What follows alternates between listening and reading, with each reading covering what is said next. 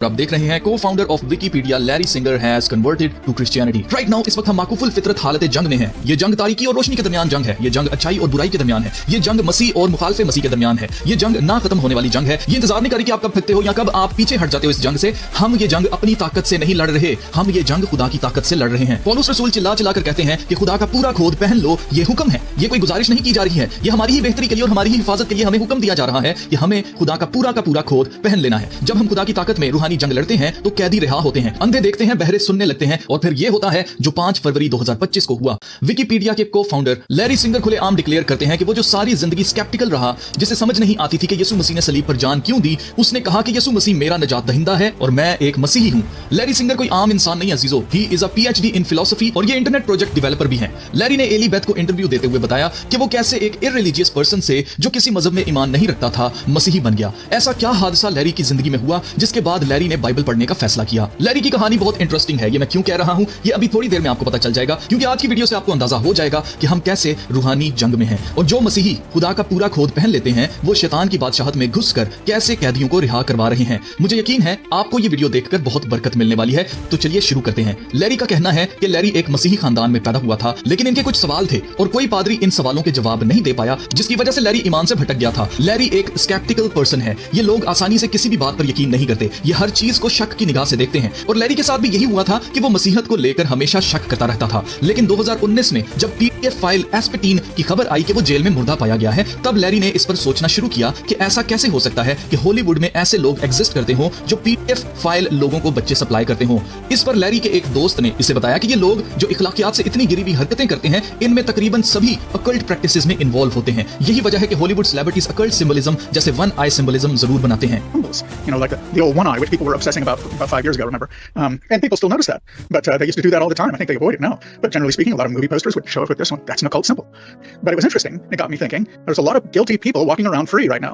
How is that possible in our society? I said, well, our society must be governed. Larry का कहना है कि इसके दोस्त ने इसे बहुत सी अकल्ट किताबें पढ़ने के लिए दी। वो किताबें कोई एलिस्टर क्रोली की किताबें नहीं थी, बल्कि इन अकल्ट प्रैक्टिसेस को एक्सपोज करने वाली किताबें थी। लैरी का कहना था कि वो किताबें पढ़ने से लैरी ने सोचा कि ये लोग जो ऐसी चीजों पर ईमान रखते हैं और इखलाकियात से गिरी हुई इतनी खौफनाक हरकतें कर गुजरते हैं, क्या ये नहीं जानते कि हमारी सोसाइटी में ये सब कुछ एक्सेप्टेबल नहीं है? और अगर ये ऐसी हरकतें करते पकड़े जाएंगे तो इनका क्या होगा? लेकिन अगर ये इतना बड़ा रिस्क ले रहे हैं और ये हरकतें भी कर रहे हैं, तो ऐसा हो ही नहीं सकता कि कोई झूठ के लिए इतना बड़ा रिस्क ले। मतलब अगर ये शैतानी चीजें एग्जिस्ट करती हैं या फिर ये सच है जिस पर ये ईमान रखते हैं, तो इसका सीधा सीधा मतलब ये है कि अगर शैतान का वजूद है तो यकीनन खुदा भी है। So if it were true, though, then that would at least mean that the spirit world is true, like demons exist, whatever, that they could appeal to, ascended masters, whatever. Well, then doesn't that mean that it's possible that God exists? ये वो वजह थी जिसने Larry को Bible पढ़ने पर मजबूर किया। 2019 से 2022 तक लैरी बाइबल को शक की निगाह से पढ़ता रहा। इसने 100 डेज का प्लान बनाया कि ये 100 दिन में बाइबल पूरी पढ़ लेगा, लेकिन ये ऐसा नहीं कर सका। उसकी वजह ये थी कि बाइबल कोई नोवेल या स्टोरी बुक नहीं है। उसकी एक एक बात को समझना पड़ता है और समझने के बाद ही आपको पता चलता है कि बाइबल मुकम्मल तौर पर एक तसलसल में चल रही है। और जिनको ये समझ नहीं आती उनके पास खुदा का पाक रूह नहीं है जो उनको समझाए कि इसमें क्या लिखा हुआ है। और लैरी का कहना है कि वो लोग फिलोसफी के कॉन्सेप्ट्स को नहीं समझ पाते हैं, उसको समझे बिना ही पढ़ रहे हैं, जिसकी वजह से उनको समझ नहीं आ रही। लैरी का कहना है कि डीमंस एग्जिस्ट करते हैं, जिसका साफ साफ मतलब है कि खुदा भी एग्जिस्ट करता है। 2022 से 2025 फरवरी तक लैरी ने अपने आप को मसीही नहीं कहा, वो शक ही करता गया। लेकिन जितना वो शक करता उतना उसका शक ईमान में बदलता जा रहा था। और तकरीबन 6 साल बाद अब लैरी का कहना है कि हाँ, मैं एक मसीही हूं। लैरी का कहना है कि जो भी स्केप्टिकल लोग हैं, जो लैरी की तरह हर बात में शक करते हैं, उनको ये समझने की जरूरत है कि खुदा के कलाम को समझने के लिए टाइम लगता है। ये एक प्रोसेस है जिसमें से गुजरना पड़ता है। लैरी का ईमान कोई ब्लाइंड फेथ नहीं है, बल्कि ये आजमाया हुआ ईमान है जिसे कोई हिला नहीं सकता। लैरी ने कहा कि ये शैतान के पुजारी खुदा के कलाम को लेकर उसे ट्विस्ट करते हैं और उसे उल्टा करते हैं, इन्वर्ट करते हैं। इसीलिए फ्री मेसनरी के ज्यादातर सिंबलिज्म बिब्लिकल सिंबलिज्म की नकल हैं। But one thing I learned is that, you know, like if you look at Masonic symbology, it's based on a lot of Old Testament, like temple symbology. And the notion is what occultists like to do is to invert biblical symbols. So, in other words, pervert them, twist them.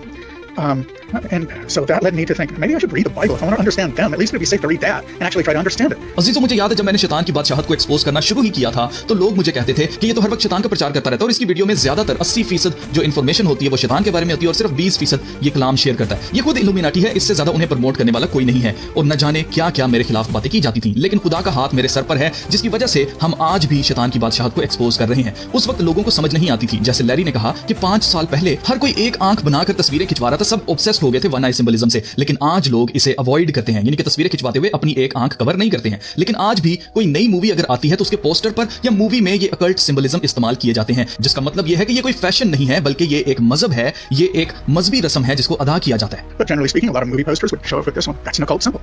तो अजीजों, खुदा के कलाम में लिखा है कि तारीकी के baffle कामों में हिस्सा ना लो, बल्कि उन्हें एक्सपोज करो। देखें, जब तक प्रॉब्लम है क्या आप ये नहीं बताएंगे तो कोई सोल्यूशन क्यों लेना चाहेगा? जब तक आप गुनाह को एक्सपोज नहीं करेंगे तब तक किसी को एहसास नहीं होगा कि हमें नजात दहिंदा की जरूरत क्यों है। मुझे कहा जाता था कि आप सिर्फ यीशु मसीह के बारे में बात करें, शैतान के बारे में नहीं। तो जो खुदा के खादिम इस स्ट्रेटजी पर काम कर रहे हैं, आप खुद देख लें, उनके अपने घर के अंदर नेटफ्लिक्स लगा हुआ है और वो खुद नेटफ्लिक्स पर मूवीज देखते हैं। तुम खुदा और शयातीन के प्याले में से नहीं पी सकते। नेटफ्लिक्स, मूवीज, ड्रामाज, फिल्म्स, ये सेलिब्रिटीज, ये सारा एंटरटेनमेंट सिस्टम बनाया ही आपको शैतानी तालीम देने के लिए गया था। इसीलिए शैतान के मंदिर को बनाने वाले एंटोन लवे ने कहा था कि टीवी एक शैतानी ऑल्टर है, क्योंकि टीवी वाकई ही शैतानी मज़बा गाह है जहां से शैतानी तालीम हमारे दिमागों में भरी जाती है, जिसका साइड इफेक्ट हमें आज के मसीही के अंदर दिखाई देता है। जिसने ना तो कलाम को पढ़ा ना उसे परखा, वो आसानी से गुमराह हो जाता है और हर तरह की तारीकी के कामों में हिस्सा लेता है। अजीजों, खुदा के कलाम में लिखा है, मेरे लोग अदम मार्फत से हलाक हुए, my people are destroyed for lack of knowledge. इसलिए आज सही तालीम देने वाले चर्च खाली हैं और हर तरह की शोबदेबाजी करने वाले झूठे नबियों के अड्डे भरे हुए हैं, क्योंकि लोगों ने हिकमत को रद्द कर दिया है। लोग सिर्फ हर चीज के अंदर सेंसेशन चाहते हैं, बस हमें कोई एंटरटेन करता रहे।